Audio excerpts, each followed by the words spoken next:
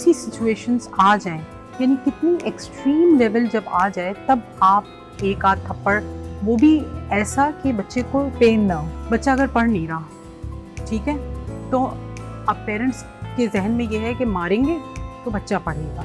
आपको आर्ग्यूमेंट्स नहीं करनी बच्चे के साथ, कोई बहस व मुबाहिसा नहीं करना। आपका रिलेशनशिप ऐसा नहीं है कि आप बच्चे के साथ बहस व मुबाहिसा करें। घर से जो चीज़ रिसीव होती है वो स्कूल से भी नहीं। बहुत सारे पेरेंट्स हैं जिनको लगता है कि प्यार मोहब्बत अपनी जगह, लेकिन ज़रा भी गड़बड़ करें तो एक आध टिका देना चाहिए ज़ोरदार। आपका क्या ख्याल है एज ए पेरेंटिंग काउंसलर या पेरेंटिंग कोच, क्या मारपीट हल है? महविश, मारपीट तो किसी तौर भी जिसे कहते हैं ना कि सोल्यूशन नहीं है। एक रिसर्च हुई थी महविश कि जो बच्चों की जो मेंटल हेल्थ है उसके ऊपर सबसे ज़्यादा इफ़ेक्ट किस चीज़ का होता है।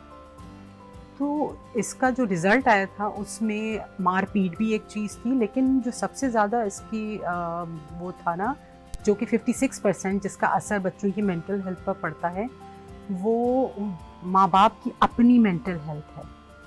अच्छा, माँ बाप की जो मेंटल हेल्थ है वो अगर डिस्टर्ब है तो उसका एक्सप्रेशन क्या होगा? सामने विक्टिम्स कौन है? बच्चे। मैं एग्जांपल देती हूँ तुम्हें। बच्चा अगर पढ़ नहीं रहा, ठीक है, तो अब पेरेंट्स के जहन में ये है कि मारेंगे तो बच्चा पढ़ेगा, या खाना नहीं खा रहा तो मारते हैं तो ही बच्चा खाता है खाना, वरना नहीं खाता। तो उसकी ये आदत बनी कहाँ से? पहले थप्पड़ से। तो पहले थप्पड़ में, अच्छा, ये भी एक तरीका होता है जो कॉन्वर्सेशन की हम बात करते हैं ना, तो जो माँ बाप होते हैं जब अपनी बात बच्चे को कहते हैं या उससे बात करते हैं, तो इस बात को माइंड में रखकर अपनी कॉन्वर्सेशन स्टार्ट करते हैं कि ये गलत है और हम सही हैं। बिल्कुल, हम उसका पर्सपेक्टिव तो जानना नहीं चाहते। हम जानना चाहते ही नहीं ना। हाँ। क्योंकि हमें पता है कि वो सही भी कह सकता है। हाँ। हो सकता है वो सही मगर मुझे तो वही रिजल्ट चाहिए जो मैं सोच रहा हूँ, जो मैं चाहता हूँ। तो वो रिजल्ट अगर नहीं आ रहा तो बच्चा पिटेगा। अच्छा, बच्चा जो परसीव कर रहा होता है वो माइट इज राइट वाला रूल समझता है कि ये चूंकि ये ताकतवर और बड़े हैं, बाप हैं, तो ये मुझे मार सकते हैं। तो ये आपका ज़ोर ज़बरदस्ती वाला और मारपीट वाला जो एटीट्यूड है, ये कब तक चल सकता है बच्चे की लाइफ में? एक वक्त आएगा कि वो आपका हाथ पकड़ लेगा, उस दिन से डरें। आफ्टर इफेक्ट भी मैं बता देती हूँ कि ट्रस्ट इश्यूज, पेरेंट्स पर बच्चों को ट्रस्ट नहीं रहता। ट्रू, क्योंकि ये हमें प्रोटेक्शन नहीं दे सकते, ये उल्टा हमें तकलीफ देते हैं, ये हमें रिस्पेक्ट नहीं दे सकते। तो फिर बच्चा भी इन रिटर्न आपको ना तो रिस्पेक्ट देगा और ना आपके लिए एक बायसे सुकून बनेगा, क्योंकि आगे जाके उसकी बड़ी स्प्लिट पर्सनैलिटी हो जाएगी। और ये इन रिजल्ट होता है जो बच्चा पिटा हो बचपन में, मारपीट जिसके लिए इस्तेमाल की गई हो। तो ऐसे बच्चों के साथ आप अपना जो, ये मैंने कॉन्वर्सेशन की आपको एक तो एग्जांपल दी कि आप अपना जो स्टांस है वो ये रखें कि आपको आर्ग्यूमेंट्स नहीं करनी बच्चे के साथ, कोई बहस व मुबाहिसा नहीं करना। आपका रिलेशनशिप ऐसा नहीं है कि आप बच्चे के साथ बहस व मुबाहिसा करें। आप पेरेंट हैं, वो आपका बच्चा है, क्यों आप उसके लेवल पे जा रहे हैं? उसको कोशिश करें कि मैच्योरिटी के लेवल पे ऊपर लेके आएं। तो वो तभी हो सकता है जब हम बच्चे की बात को सुनेंगे। और एक चीज़ जो मैं मेंशन करना चाहती हूँ कि ये जो हमारे अल्फाज का चुनाव होता है ना महविश, ये बड़ा मैटर करता है। जब हम बच्चे को एड्रेस करते हैं किसी चीज़ पर, या उसकी किसी प्रॉब्लम को एड्रेस करते हैं, या उससे बात भी कर रहे होते हैं, तो हमारे अल्फाज का जो चुनाव है ना, उसका रोल बहुत कम होता है। हमारी बॉडी लैंग्वेज, हमारे फेशियल एक्सप्रेशंस, हमारा आई कांटेक्ट और हमारा जो लहजा होता है ना, वो डोमिनेट कर रहा होता है हमारी कॉन्वर्सेशन में। तो अब खुद आप अंदाज़ा करें कि डोमिनेट क्या चीज़ कर रही है। जो सबसे ज़्यादा विजिबल, जो सबसे ज़्यादा प्रोमिनेंट है, वो आपकी बॉडी लैंग्वेज और लहजा है। और यही दो चीज़ें ख़राब हैं, यही दो चीज़ें कंट्रोल में नहीं हैं। अब आप इस लहजे, high pitch, high tone, volume के साथ और बॉडी लैंग्वेज आपकी एग्रेसिव है, इसके साथ आप अपने अल्फाज कितने भी पॉजिटिव कर लें, या हम उनके फेवर में ही बात कर रहे हो कि तभी- खाना खा लो, पढ़ वो लो, रिसीव नहीं करेगा हाँ उनके और फिर लिए। डिफेंसिव भी होगा। तो बेहतर है कि आप उस आदत को बनने से पहले ही प्यार से बात सुनना उसकी आदत बना दें। देखिए रॉ आता है बच्चा आपके पास, रॉ बिल्कुल, ठीक है, उसकी आदत Clean है, slate. बिल्कुल क्लीन शीट। तो अब आप खुद ही उसकी आदतें बना रहे हैं, आपने मारपीट उसकी आदत बना ली तो वो उसी का आदी होगा। क्योंकि टीचर्स कहते हैं कि जब तक हम मारे नहीं तो बच्चे नहीं पढ़ते। तो बच्चों को मारपीट का आदी बनाया गया तो वो मारपीट के ही पढ़ते हैं, और उनको प्यार से बात करके अगर सिखाया जाता तो वो प्यार से बात। आपने देखा होगा कि अक्सर जो थोड़ी सी लाइवली और बड़ी फनी सी जो टीचर्स होती है ना, उनकी क्लास में बच्चे बहुत एंजॉय करते हैं और पढ़ते और हैं। फेवरेट जो टीचर होती है उसका सब्जेक्ट ऑटोमेटिकली बच्चों का फेवरेट सब्जेक्ट हो जाता है। अच्छा, और टीचर्स जो ये हैं वो ये समझती हैं कि जो रोब से पढ़ा रही हो, जो कंट्रोल में रहेंगे, कंट्रोल सब में बच्चे। रखा हुआ है, तो एक डिसिप्लिन मेंटेन किया हाँ। हुआ है, वो बाय चॉइस नहीं हुआ हुआ, वो बाय चॉइस नहीं हुआ हुआ, वो जबरन अगर हुआ हुआ है तो राइट थिंग तो बच्चे की चॉइस तो नहीं बन रही ना, वो तो जबरन वो काम कर रहा है खौफ की वजह से। खौफ की वजह से। आपको लग रहा है आपका बच्चा आपसे दूर होता जा रहा है, और अक्सर माएँ फिर मार के अपने करीब करती हैं। अगर एक बच्चा आपसे डिस्कनेक्ट हो रहा है, किस तरह उसको वापस अपने तक लेकर आए? महविश, मुझे ये बताओ कि इंसान को अगर कोई बीमारी होती है, वो कोई मेडिसिन लेता है, जब वो मेडिसिन एक काम नहीं करती तो फिर क्या करते हैं? बीमारी बदलते हैं या मेडिसिन बदलता है। मेडिसिन बदलते हैं। तो यहाँ पे आपको किस चीज़ की ज़रूरत है? You need to change your pattern of parenting which you are doing with your child currently. तो उसको आप चेंज कर लें, और डायरेक्ट अब आप- सर्जरी करने की जरूरत नहीं है, डायरेक्ट medicine। सर्जरी की ज़रूरत नहीं है, एक्सट्रीम स्टेप ना उठाएं। आप मारने पीटने करके आपने देख लिया, कोई एक एग्जाम्पल आप मुझे दे दें कि मारपीट से मसाइल हल हुए हों या ताल्लुक मजबूत हुआ हो। ऐसा नहीं हो रहा तो कभी भी अब नहीं। You need to change the medicine.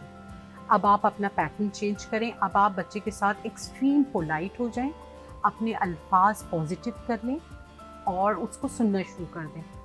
That creates the relationship. यहाँ पे सिर्फ एक तो सबसे पहली चीज़ कि सुना नहीं जा रहा बच्चे को, उसका पर्सपेक्टिव जानने की कोशिश ही नहीं की जा रही। सेकेंडली, अपनी राय उसके ऊपर इम्पोज की जा रही है।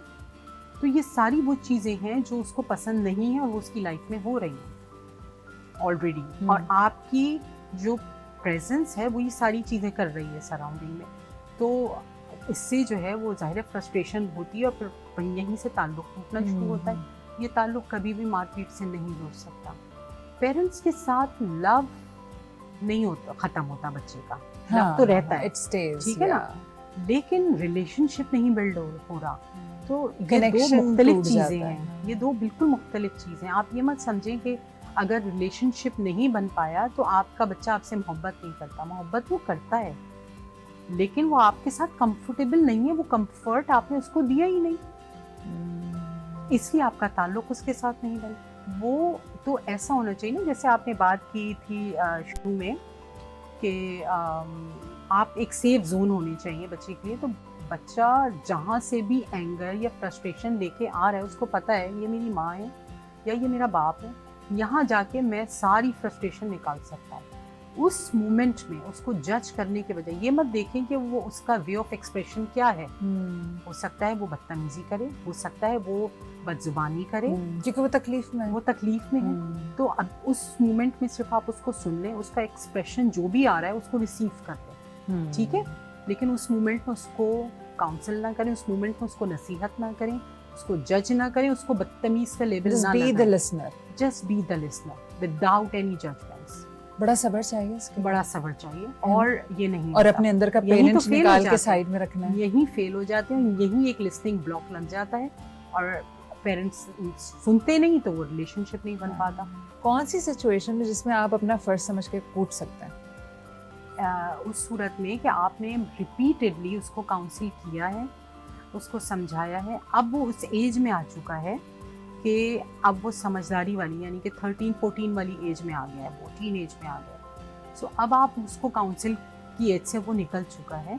अब आप कोई सख्त स्टेप उसके लिए उठा सकते हैं, लेकिन वही बात अपने माइंड में रखनी है कि मुझे इसको तकलीफ देना मेरी नियत नहीं है, मेरी इंटेंट इसको मारने के पीछे ये नहीं है कि इसको तकलीफ हो। बस मैंने कहा ना कि जो बच्चा पिटने का आदी नहीं होगा उसके लिए एक थप्पड़ भी लेस देन हो जाए। इसके अलावा क्या रीज़न है कि हम इसके अलावा अगर बच्चे की सोहबत ख़राब है या वो किसी गलत आदत में पड़ रहा है, लाइक ड्रग्स हैं, किसी नशे की आदत में वो पड़ रहा है और वो सोहबत की वजह से पड़ रहा है, तो उस सूरत में भी आप रिपीटेडली उसको काउंसिल करने के बाद इस स्टेप की तरफ चाहिए कि अब आपको सख्त रवैया अपना करना है, क्योंकि आप उसकी बेहतरी के लिए सख्त रवैया कर रहे हैं। Intent back of the mind यही है कि मैं जो कर रही हूँ इस वक्त इसके भले के लिए कर रही हूँ। यहाँ पे मैं आपसे डिस्कस करना चाहूँगी कि बहुत आसान होता है बच्चे को ब्लैकमेल करना कि I will not talk to you. अब बच्चा आपके पाँव में गिर रहा है, रो रहा है, क्योंकि माँ अगर स्टोन वॉलिंग कर दे या माँ बातचीत बंद कर दे, बच्चे के लिए, बहुत छोटे बच्चे के लिए, बड़ा तो टीनेजर तो सोचेगा जान छूटी। कहाँ तक ये वाली ब्लैकमेलिंग सही है? कहीं ऐसा तो नहीं बच्चा भी मैनिपुलेटिव हो जाएगा, बड़ों के ब्लैकमेल करेगा दूसरों को? अच्छा, इसमें ब्लैकमेलिंग से ज़्यादा बेटर वर्ड एक और है और वो है थ्रेटनिंग।